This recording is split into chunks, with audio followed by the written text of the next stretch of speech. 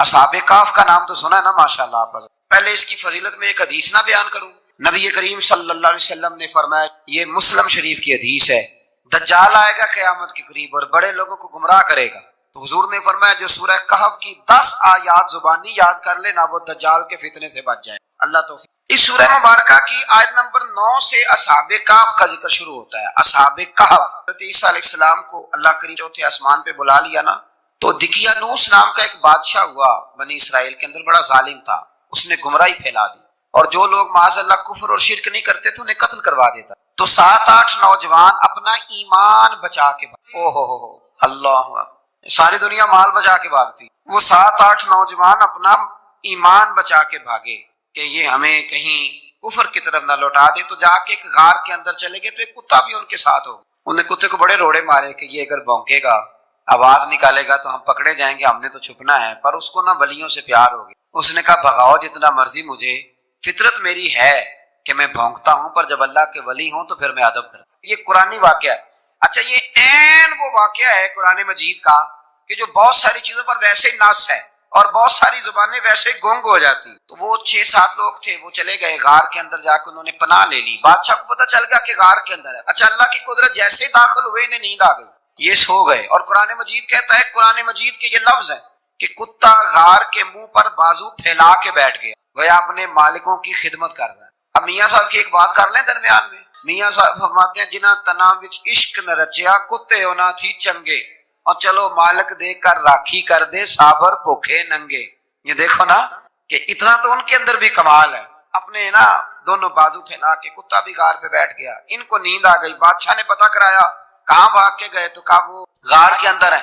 بادشاہ کہنے لگا کہ ان کی سزا یہ ہے کہ ایک دیوار چن دو غار کے منہ، غار کوئی بند کر دو۔ جس بندے کی ڈیوٹی لگائی نا غار چننے کی، بندہ بڑا نیک تھا، اس کو دیوار بنانے کا ذمہ دیا، اس نے نا دیوار بھی بنائی اور ایک تختی پہ نا سب کے نام لکھے، اور وہ تختی ایک صندوق میں رکھ کے وہاں بند کر دی، اور اسی طرح کی ایک تختی اس کے نیچے لکھا کہ ایک تختی ان کے ناموں کی نا میں مال خزانہ میں بھی بند کر۔ اللہ تبارک و تعالیٰ کی قدرت کے بعد مفسرین نے لکھا ہے وہ 100 سال تک سوئے رہے، اور بعض نے لکھا ہے کہ 300 سال تک سوئے رہے۔ 300 سال کے بعد اس طرح ہوا کہ حکومتیں بدل گئیں۔ بیدروس نام کا ایک بادشاہ آ گیا، وہ بڑا نیک دل تھا، اس نے ہر طرف حضرت عیسیٰ علیہ السلام کی شریعت کا پھر سے نعرہ بلند کیا۔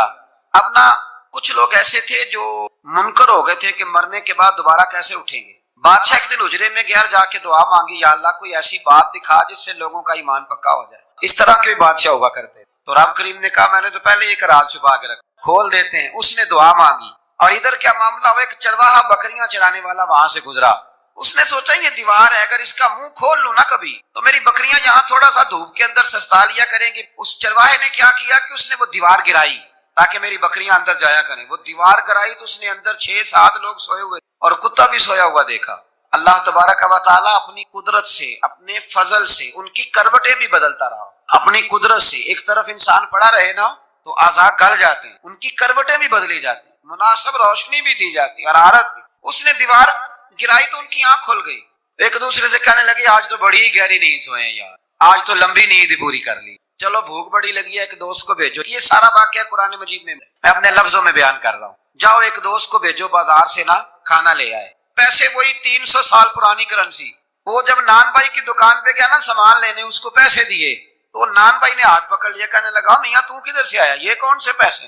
اس نے کہا پیسے کاہے کے، میں بھی سوچ رہا ہوں کہ حالات بدلے ہیں، سارے حضرت عیسیٰ کا کلمہ پڑھ رہے ہیں، ماحول اور ہے۔ اس نے کہا تیرے ہاتھ کوئی خزانہ لگ گیا، یہ تو ہم نام سنتے تھے کہ یہاں کوئی دقیانوس نام کا بادشاہ رہے، کوئی خزانہ، بتا کہاں سے لیے؟ شور ہوا، حاکم شہر تک خبر پہنچی، بادشاہ تک پہنچی۔ اس نے بتایا کہ بھئی ہم تو دقیانوس کے ڈر سے بھاگے ہیں، کل بھاگے ہیں یا آج سویرے، اتنا زیادہ ہمیں پتہ نہیں، کل یا آج سویرے بس نا، اتنا سا ہمیں یاد ہے کہ ہم گئے تھے۔ بہرحال لوگ جمع ہو گئے، اکٹھے ہو گئے، غار تک پہنچے۔ اب جو غار کے اندر تھے وہ پتا کہتے لگتا ہے ہمارا دوست پکڑا گیا ہے، پکڑا گیا ہے، تو اب بندے جمع ہو، وہ اندر ڈر رہے تھے، تسبیح کر رہے تھے، اللہ کو یاد کر رہے تھے۔ ادھر یہ پہنچ گیا جب ان لوگوں نے یہ جیتا جاگتا رب کے فضل کا نمونہ دیکھا، اور بادشاہ نے کہا کہ یہ کیا ہے؟ صندوق کھولا تو اس کے اندر وہ تختی لکھی تھی کہ یہ ان کے نام ہے، یہ دقیانوس سے ڈر کے بھاگے ہوئے ہیں، یہاں یہ سو رہے ہیں، اور اسی کی ایک تختی میں نے فلاں جگہ بھی دفن کیا، وہ تختی بھی وہاں سے نکل آئی۔ اب سب لوگوں کی آنکھوں میں آنسو آئے اور سب کہنے لگے لا الہ الا اللہ، لا الہ الا اللہ، لا الہ۔ سب کہنے لگے ان اللہ اعلی کل شیء۔ جب ان کی بات پوری ہو گئی، لوگوں کے ایمان پختہ ہو گئے، تو اصحاب کہف کہنے لگے کہ ہمیں اب اجازت ہے، ہم پھر دوبارہ غار میں جائیں۔ وہ غار میں گئے تو رب نے پھر انہیں موت عطا فرمائی، نیند عطا فرمائی، تحفہ دیا۔ بادشاہ نے پھر اس کے آگے دیوار بنائی اور وہاں بادشاہ نے ایک مسجد تعمیر کرا، لوگ زیارت کرنے جاتے۔ یہ اصحاب کہف کا ذکر ہے۔ اب یہاں ہمارے مفسرین نے لکھا ہے کہ وہ کتا تھا نا، وہ بھی ساتھ ہی تھا۔ اللہ قیامت والے دن اسے انسانی، یا تو انسانی شکل ملے گی، یا جیسے رب کا فضل ہوگا رب کریم اسے بھی جنت عطا فرمائے۔ اس نے تبلیغ کی، دین کی، اس نے کیا کیا؟ تبلیغ کی، نمازیں پڑھی، روزے رکھے، حج کیا، 10 ہوتے صحیح اس کیتا کی۔ اسی آنکھیں نا خدا کے فضل سے ہم پر ہے سایہ غوث اعظم کا، ہمیں دونوں جہاں میں ہے سہارا غوث اعظم کا۔ لوگ پریشان ہو جاتے ہیں، کہتے ہیں کس طرح کی بات کرتے ہو؟ تو میں نے کہا اصل میں تیرا عقیدہ کچا ہے۔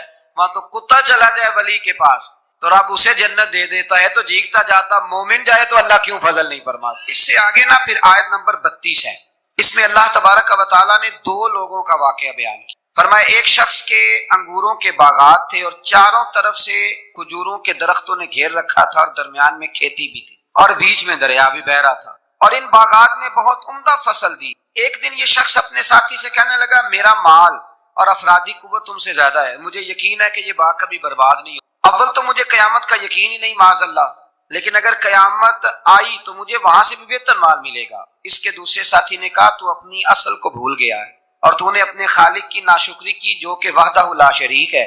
اگر تم نے باغ میں داخل ہوتے وقت ماشاءاللہ لا قوت الا باللہ کہہ دیا ہوتا تو یہ تمہارے حق میں بہتر ہوتا۔ اگرچہ مال اور اولاد میں تم سے کم ہوں، لیکن میرا ایمان یہ ہے کہ اللہ تعالیٰ مجھے اس سے بہتر نعمت عطا کرے گا، اور آسمان سے کوئی آفت آئی اور تمہارا باغ تباہ و برباد ہو جائے گا، یا اگر اس کا پانی زمین دھس گیا تو پھر تم اسے تلاش نہ کر پاؤ گے، بالآخر اس شخص کا باغ برباد ہو۔ وہ جو کہتا تھا نا مجھے یقین نہیں قیامت نہیں آئے گی، اس کا باغ ہی، اور وہ کفِ افسوس ملتے ہوئے کہنے لگا کاش میں نے شرک نہ کیا ہوتا، لیکن پھر اس کا کوئی نہ مددگار تھا اور نہ حمایتی۔ آیت نمبر 45 میں اللہ تعالیٰ نے دنیا کی زندگی کی ناپائیداری ایک مثال سے بیان فرمایا کہ آسمان سے بارش نازل ہوئی، گھنا سبزہ نکلا، پھر وہ سوکھ کر چورا چورا ہو گیا، جسے ہوا اڑا کے لے گئی۔ مال اور بیٹے تو محض جیتی دنیا کا سنگار ہے، جب تک تم زندہ ہو تب تک مال بھی ہیں اور بیٹے بھی ہیں۔ والباقیات الصالحات، اگر کچھ ہے باقی رہے گی تو تمہارے اچھے اعمال باقی رہے، اور اگر اولاد نیک ہوئی تو وہ بھی باقیات الصالحات میں شامل ہو جائے گی۔ آیت نمبر 47 سے فرمایا کہ قیامت کے دن تمام روئے زمین پر ایک کھلے میدان کی صورت میں ہوگا، سب لوگ صف باندھے رب کے حضور اکیلے حاضر ہوں گے اور اپنے اعمال ناموں کو دیکھ کر خوف زدہ ہوں گے، کہیں گے ہائے افسوس اس اعمال نامے کو کیا ہوا، اس نے نہ کوئی صغیرہ گناہ چھوڑا نہ کبیرہ، مگر سب کو شمار کیا۔ آیت نمبر 50 میں حضرت آدم علیہ السلام کو فرشتوں کے سجدہ، ابلیس کی نافرمانی اور شیطان اور اس کی ذریت کے انسان کے دشمن ہونے کا بیان۔ آگے پھر ذکر شروع ہو جاتا ہے حضرت موسیٰ علیہ السلام اور حضرت خضر علیہ السلام۔ یہ لفظ خضر بھی ہے اور خضر بھی ہے، یہ 2-3 طریقوں سے پڑھا جاتا ہے۔ حضرت خضر کے بارے میں مختلف روایات ہیں کہ یہ ولی ہیں کہ نبی ہیں، لیکن مضبوط رائے اکثر بزرگوں کی یہی ہے کہ یہ بھی اللہ کے نبی، اور بعض نے لکھا ہے یہ ہمیشہ سے زندہ ہیں۔ یہ 2 اللہ کے نبی حضرت الیاس علیہ السلام اور حضرت خضر علیہ السلام، یہ دونوں ہر سال حج میں، کیونکہ ایک روایت ملتی ہے کہ محبوب کریم علیہ السلام حج پہ گئے تو فرمایا میں الیاس اور خضر کو پہاڑوں سے اترتے ہوئے دیکھ رہا ہوں۔ تو جن کو اللہ نے کھلی آنکھیں دی ہوتی ہیں پھر انہیں زیارت بھی، انہیں یہ نظر بھی آتے ہیں۔ حضرت خضر علیہ السلام کو اللہ نے علم لدنی عطا فرمایا۔ یہ علم لدنی اللہ جس کو اپنے پاس سے عطا کر دے اس کو علم لدنی کہتے ہیں۔ حضرت موسیٰ علیہ السلام ایک دن تقریر کرتے ہوئے کسی نے پوچھا کہ آپ سب سے بڑے عالم ہیں، فرمایا الحمدللہ۔ اللہ کریم نے فرمایا نہیں ہے موسیٰ کلیم، آپ سے بڑے بڑے بھی ہیں، ہمارے یہاں مسئلہ ہے پا نہ پڑی، اور لوگ مناظرہ کرنے آتے ہیں۔ کئی دفعہ لوگ نا مسئلہ بتاتے ہیں تو میں کہتا ہوں جناب آپ نے بتا دیا کہ اب آپ نے حکم کرنا ہے۔ کبھی کبھی کچھ لوگ ایسی باتیں کرتے ہیں وہ جی آپ ایک بندے کا نام لیتے ہیں ذکر کرتے ہیں، تو میں نے کہا چلو ہم نے بھی کہیں کچھ پڑھا ہی ہوگا نا تبھی تو ذکر کرتے ہیں، لیکن جو آتے ہیں نا لوگ وہ مشورہ تمہارے دور میں ہے ہی نہیں، جس نے جو لائن پڑھ لی ہے وہ اس پہ پکا ہو گیا، سارا نہیں نہ پڑھا، سارا پڑھے پھر بات سمجھ میں آتی ہے۔ حضرت موسیٰ کلیم اللہ کے نبی ہیں اور کیا بات ہے ان کی، اور یہ بھی اللہ کا فضل ہوا، حضرت موسیٰ نے یہ بات کی تبھی تو ہمیں اتنی شاندار حکمت، یہ بھی حضرت موسیٰ کا ہی کمال ہے۔ تو حضرت موسیٰ نے کہا کہ اے اللہ وہ جو مجھ سے بڑا ہے عالم ہے وہ کہاں ملے گا جس سے میں حکمت کی بات سیکھوں؟ تو فرمایا جہاں مجمع البحرین ہے نا 2 دریا ملتے ہیں وہاں وہ ملے۔ حضرت موسیٰ کلیم سے اللہ نے فرمایا کہ جاؤ جہاں 2 دریا ملیں گے نا وہاں تمہیں وہ شخص ملے گا تو یا اللہ میں کس طرح؟ فرمایا زادرہ ساتھ لے جاؤ، کھانے پینے کا سامان۔ حضرت موسیٰ کلیم لے گئے، مچھلی بھی لے گئے۔ فرمایا یہ مچھلی جہاں تمہارے برتن سے نکل کے دریا میں داخل ہو، وہاں دریا میں شگاف پڑ جائے گا، وہاں وہ تمہیں شخص ملے گا۔ حضرت موسیٰ نے اپنے خادم حضرت یوشع بن نون علیہ السلام کو بھی ساتھ لیا۔ یہ بعد میں حضرت موسیٰ علیہ السلام کے جانشین ہوئے۔ یہ دونوں سفر پہ نکل گئے، ایک جگہ پہ پہنچے جہاں پہاڑ تھا، ساتھ دریا بھی تھا، اس کے نیچے آرام کرنے لگے۔ حضرت موسیٰ کلیم سو گئے تو یوشع بن نون علیہ السلام موجود تھے۔ مچھلی جھٹ سے نکلی، دریا میں داخل ہو، وہاں راستہ بھی بن گیا۔ اب اٹھے حضرت موسیٰ کلیم، جب اٹھے تو فرمایا چلو چلیں، تھوڑا آگے جا کے فرمایا بھوک لگ رہی ہے، کھانا تو نکالو۔ انہیں یاد آیا، کہنے لگے حضور مچھلی تو دریا میں چلی گئی تھی۔ فرمایا تو نے بتایا نہیں، وہی تو ہماری منزل تھی جہاں مچھلی دریا میں گئی۔ جب میں اس کی بارگاہ میں عرض کروں گا نا مالک بڑے دروازوں پہ گیا ہوں کوئی نہیں میری سنتا، بڑے درد کے ساتھ میں نے کہا ہے پر فریاد کو کوئی نہیں پہنچا، اے اللہ تو ہی میرا رب ہے، پھر تجھے نہ کہوں تو کس کی بارگاہ میں جا کے کہوں؟ میں بیمار ہوں اور شفاؤں کے لیے ترس گیا ہوں، میں مقروض ہوں اور جان چھڑانے کے لیے ترس گیا ہوں، میں کمزور ہوں اور سعادت پانے کو ترس گیا ہوں، میں بے کیف ہوں اور سجدوں کی لذت کے لیے بے چین ہو گیا ہوں، میں بے کیف ہوں اور چاہتا ہوں میرا قرآن پاک کی تلاوت سے دل لگے، پر مالک جب توفیق تو دینے والا ہے تو پھر تجھ سے نہ کہوں تو میں کس سے جا کے کہوں؟ نبی پاک صلی اللہ تعالی علیہ وسلم نے فرمایا دو آنکھیں دوزخ میں نہیں جائیں گی۔ یا رسول اللہ صلی اللہ علیہ وسلم اتنا کرم، وہ دو آنکھیں کون سی ہیں؟ فرمایا ایک وہ جو اللہ کی راہ میں رات جاگتی رہی، کسی سرحد پر پہرا دیا، کوئی ڈیوٹی کی، کوئی خدمت کی راہ خدا میں، جو آنکھیں بیدار رہی راہ خدا میں دوزخ میں نہیں جائیں گی۔ اور دوسرا فرمایا جو رب کی یاد میں رو پڑی، جس سے خشیت آئی، جو ڈر گیا، پر ڈرا اللہ کے، آنسو فارسیل نہ ہو، کوئی اداکاری کا ماحول نہ بنائے، وہ اس طرح نہ ہو رو رو کے دعا، رکت انگیز دعا، اور فلاں کیا بات، فلاں کے بڑا رلایا اور فلاں میں بڑا درد تھا اور فلاں کے آنسو نکل آئے اور پیر صاحب کی بلا روئی پڑے۔ فارسیل نہ ہو چیزیں، اداکاری نہ ہو، اس کی طبیعت پر پورا اثر ہو۔ اور جب خشیت کے ساتھ وجود کانپتا ہے، وہ کسی نے کہا تھا کہ آنسو قربت کا سبب ہوتا، جب آپ کی روح کسی کی روح سے ملتی ہے تب آنسو نکلتے ہیں۔ جب تو اللہ سے پورا جڑ جاتا ہے نا، جب رسول کائنات کی بارگاہ سے تیری پوری توجہ لگ جاتی ہے، پھر آنسو بن کر دل تے پہاڑ پوے جس ویلے اودو پہاڑ بناون اکھیاں تے بے درداں محبوباں دے سارے ناز اٹھاون اکھیاں۔ عزیز دوست، جب آپ پورے طور پر جڑ جاتے، او یارو کتنا روئے ہیں مسلمان اقوام متحدہ کے سامنے جا کے، کتنی قراردادیں پیش کی تم نے سلامتی کونسل میں، حتیٰ کہ مسلمانوں کے جو امیر ملک تھے ان کی تنظیمیں بنی، کوئی مسلمانوں کی داد رسی کو نہیں پہنچا۔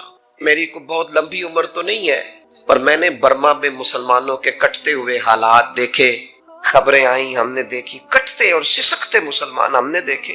ہم نے دیکھا لیبیا پہ حملہ ہوا اور ٹوٹ گیا سارا ملک۔ میں نے وہ منظر دیکھا جب غوث پاک کے بغداد میں بمب گرے۔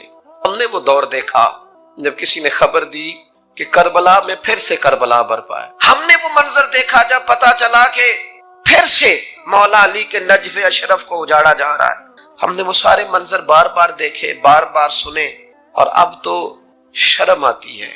میرا دل کرتا ہے میں فلسطین کا نام نہ لیا کروں، شرم آتی۔ یہ کوئی ہماری تقریروں کے موضوع ہیں؟ یہ کوئی ہمارے کالم لکھنے کے عنوان ہے؟ یہ کوئی ہمارے موبائل پہ لگانے کے سٹیٹس ہے؟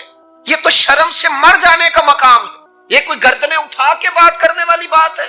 یہ موبائل پہ ایک دوسرے کو ویڈیو دکھانے کا منظر ہے؟ رمضانوں میں، شاموں میں اپنے اپنے بچوں کو سینوں سے لگا کے افطاریاں کرانے والوں اور بچوں سے پوچھنے والوں کہ پتر تو کی کھانا ہے، اس سے پوچھ لے اس کی مرضی کیا ہے۔ تمہیں پتہ ہے فلسطین کی بیٹیاں بھی سیدہ ختیجۃ الکبریٰ کی بیٹیاں ہیں، وہ مومنوں کی مائیں ہیں تو ان کی بھی تو مائیں ہیں نا۔ فلسطین کی بہنیں بھی صبح قیامت حضرت فاطمہ کے پلو میں پناہ لیں گی۔ نبی پاک صلی اللہ تعالی علیہ وسلم نے فرمایا من اذا مسلمن فقد اذانی۔ میں کیسے وہ بات آپ کے دلوں تک اتاروں کہ حضور نے فرمایا جب میرے مسلمان کو تکلیف ہوتی ہے تو مجھے تکلیف ہوتی ہے، مجھے درد ہوتا ہے۔ اس رسول کی امت جو کافروں کی رسیاں زور سے باندھی جائیں تو حضور فرمائیں ڈھیلی کر دو، یہ ہائے ہائے کرتے ہیں تو مجھے نیند نہیں آتی۔ اگر بدر میں قیدی بنا کے لایا گیا کافر ہائے ہائے کرے تو حضور کو نیند نہیں آتی، تو مجھے بتاؤ کہ فلسطین کی بیٹیاں ہائے ہائے کرتی ہیں تو گنبد خضرا میں محبوب کو آرام ہے؟ میرے عزیز، بے حسی کی زندگی، چھوٹے موٹے بیانات تو بھی کہہ دے تھوڑا سا، فلانے کا بیان نہیں آیا، کیا کرنا ہے بیان دے کے، کیا بات کرنی ہے تذکرہ کر کے؟ دوستو آؤ رو کے دیکھ لیا ساری دنیا کے سامنے، کچھ رب کے سامنے رو کے نہ دیکھ لے؟ اب اسے کہے نا، اب حضور کی بارگاہ میں عرض کر کے نہ دیکھ لے کہ تجھ سے فریاد ہے اے گنبد خضرا والے، اب کعبے والوں کو ستاتے ہیں کلیسا والے، اور کی اگر تو نے دل مسلم کی دل جوئی نہیں، پھر ہمیں تانا دیں گے بت کے مسلم کا خدا کوئی نہیں۔ اب اللہ رسول کی بارگاہ کی طرف رجوع نہ کر لے، اب چھوڑ نہ دیں سیاستدانوں کے گلے، اب چھوڑ نہ دیں دنیا اقوام متحدہ کی بات اور سلامتی کونسل کی بات، اب اپنے اللہ کی جانب رجوع نہ کریں۔ دیکھو نا، نبی پاک صلی اللہ تعالی علیہ وسلم نے ہمیں فرمایا تمہارے آنسو قدر والے ہیں، رب رسول کی بارگاہ میں بہانا، ان کو ضائع نہ کرنا۔ عزیز بھائیو، یہ آنسو جو اللہ رسول کی بارگاہ کی طرف بہتے ہیں، یہ اللہ کی رحمت کو متوجہ کرتے ہیں، یہ مالک کریم کے کرم کو مائل کرتے ہیں۔ ہمارا مسلح آباد ہونا چاہیے۔ وہ مجھے ایک دوست کہنے لگے صرف دعا کریں فلسطین کے لیے، آپ نے کہا جم کے دعا کریں، صرف دعا کرنے سے کیا ہوتا ہے؟ میں نے کہا دعا کرنے سے پہاڑ ہل جاتے ہیں اپنی جگہ سے۔ میرے رسول پاک رات کو دعا کریں تو صبح فاروق اعظم جیسے لوگ آ جاتے ہیں دین اسلام۔ نبی پاک علیہ السلام رات دعا کریں نا، دعا، اور بدر کی رات حضور دعا کریں تو اللہ 7,000 فرشتوں کو بھیج دیتا ہے مسلمانوں کی مدد کے لیے۔ صحابہ فرماتے ہیں میدان بدر میں ہم کسی کو قتل کرنا چاہتے تھے، لیکن اس کی گردن پہلے سے کٹ کے گر جاتی تھی، فرشتے آئے ہوئے۔ آج ہمارے ساتھ اللہ کی مدد ناراض ہو گئی ہے، ہم سے رب کی مدد ناراض ہے۔ ہماری مجموعی غلطیاں، قومی کوتاہیاں، بددیانتیاں، رشوت خوریاں، ہمارے جھوٹ، ہماری بد اخلاقیاں، مجموعی طور پر سوسائٹی کی مادہ پرستی، اخلاقی رویوں کی گراوٹ، لوٹنا، اپنا حصہ وصول کرنا، جگہ جگہ پہ کمیشن مقرر کرنے، ہر شخص کا ذات کے لیے سوچنا، اللہ کی مدد پھر روٹ جایا کرتی ہے، ناراض ہو جایا کرتی ہے۔ سب سے ضروری کام یہ ہے، سب سے ضروری کام کہ اللہ کی مدد شامل ہو۔ سب سے، ایک صحابی تھے، ایک جگہ انہیں شہید کیا جا رہا تھا، تو کافر چاہتے تھے کہ ہم ان کی لاش کو معاذ اللہ ثم معاذ اللہ بے حرمتی کریں۔ انہوں نے عرض کی مالک تو میرا مددگار ہے، اس بیابان جنگل میں میری مدد کرنا۔ شہد کی مکھیاں آ گئیں، ان کے پورے وجود کو چھپا لیا، کوئی چیز قریب آئی نہیں، اور لوگ کہتے ہیں مکھی اٹھ کے بیٹھے تو زخمی کر دیتی ہے، لیکن وہ اٹھ کے گئیں تو وجود پہلے سے زیادہ تر و تازہ تھا۔ اللہ نے محفوظ کر لیا وجود ان لوگوں کا، اللہ نے حفاظت فرمائی، اللہ کی مدد شامل تھی، اللہ کی مدد۔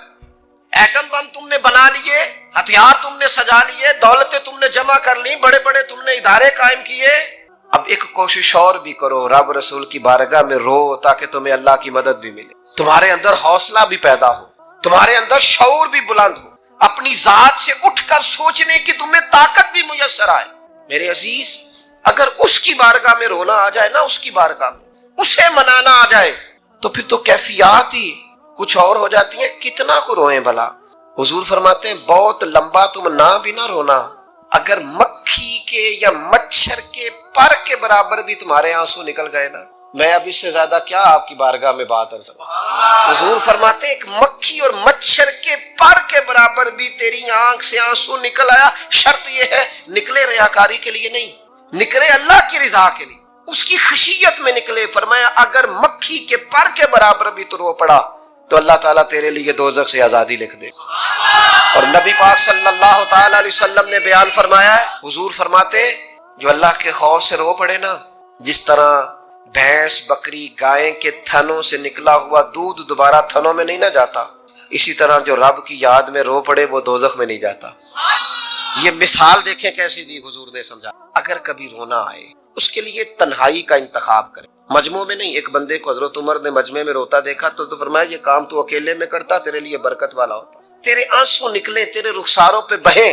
اور شیر خدا تو شیر ہے نا، حضرت مولا علی شیر خدا فرماتے ہیں اگر تیری آنکھوں سے کبھی آنسو نکلے نا اللہ کی یاد میں، حضور کی محبت میں، تو فرمایا ان آنسوؤں کو پوچھنا نا، ان کو چہرے سے صاف نہ کرنا، یہ تو آنسو اس قابل ہیں کہ تیرے رخساروں پہ رہیں، یہ تو روشنی ہے تیرے چہرے کی، ان کو پوچھنا نا۔ حضرت علی رضی اللہ تعالیٰ عنہ نصیحت کرتے ہیں انہیں رہنے دے، یہ آنسو بڑا قیمتی ہے، نکلا تیری آنکھ سے ہے پر کسی کا ہو کے نکلا ہے، نکلا تیری آنکھ سے ہے پر کسی کے لیے نکلا، نکلا تیری آنکھ سے ہے پر اس نے تجھے بتایا ہے کہ تیرے وجود میں، تیری دھڑکنوں میں، تیرے جذبات میں کسی اور کا بھی حصہ ہے۔ یہ رب رسول کی رضا کے لیے چھلکا ہے۔ وہ حضرت شیخ سعدی رحمت اللہ تعالی علیہ، آپ مہمان نواز بڑے تھے حضرت سعدی۔ کچھ لوگ بڑے مہمان، سارا دن یہی سوچتے رہتے ہیں کسی کو کھلانا کیسے ہے جی، دنیا آوے کھا کھا جاوے تے راضی ہووے بلا۔ تو حضرت سعدی مہمان نواز بڑے تھے، تو قرضہ چڑھ گیا۔ قرضہ صرف مہمانوں کو کھانا کھلانے کا ہی تھا۔ تو ایک دن سارے ہی قرض کھا کے بیٹھ کے کہنے لگا بابا پیسے دیں گے تو جائیں گے، پیسے رکھ۔ سب جھگڑا کر رہے ہیں۔ تو حضرت سعدی کہتے ہیں وہ مطالبہ کر رہے ہیں پیسے دو اور مجھے ٹینشن ہے، ان کو کھلایا پلایا کچھ نہیں۔ تھوڑی دیر گزری تو ایک بچہ آ گیا کچھ بیچتا بیچتا، اس نے آ کے کہا نوجوان نے کہ جناب میں مجمع دیکھتے ہیں تو بعض لوگ بیچنے والے آ جاتے ہیں، اس نے وہ چیز بیچنے کے لیے سامنے کی تو کہنے لگا لینی ہے، تو حضرت فرمانے لگے میرے مہمانوں کو دے دو کھا لیں۔ انہوں نے دے دی۔ اب وہ کہنے لگا پیسے، تو حضرت بڑے پریشان ہوئے، کہنے لگے بیٹا آپ بھی بیٹھ جائیں، یہ بھی سارے پیسے لینے ہی آئے ہیں، ان کو ملیں گے آپ کو بھی مل جائیں گے۔ تو وہ نوجوان رو پڑا، کہنے لگا حضرت صاحب میں تو یتیم ہوں، بہنیں اور ماں انتظار کر رہی۔ حضرت بڑے پریشان ہوئے، یہ کیا ہو گیا؟ فٹافٹ سوچنے لگے کہیں سے بندوبست ہو اور اس کو میں فارغ کروں۔ وہیں بیٹھے تھے کہ ایک عقیدت مند نذرانہ لے کے آیا، ڈھیر سارا نذرانہ پیش کیا، حضور میرا دل کرتا ہے، اور حضور کا فرمان ہے جو بن مانگے ملے وہ اللہ کی طرف سے، اسے قبول کرو جو بغیر چاہت کے آئے۔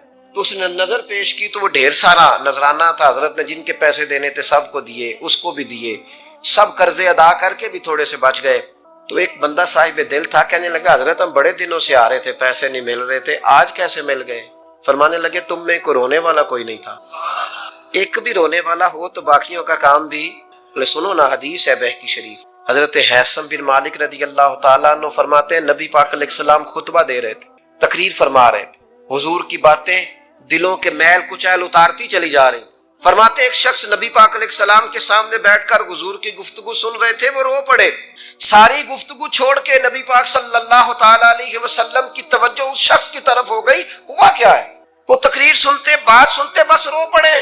تو نبی پاک علیہ السلام فرمانے لگے آج اگر وہ سارے مومن بھی یہاں موجود ہوتے جن کے گناہ پہاڑوں کے برابر وزنی ہوتے تو اس ایک بندے کے رونے کی وجہ سے اللہ سب کی بخشش فرما دیتا۔ اور نبی پاک علیہ السلام فرمانے لگے یہ رویا ہے تو اس کے رونے پر فرشتے بھی روئے ہیں۔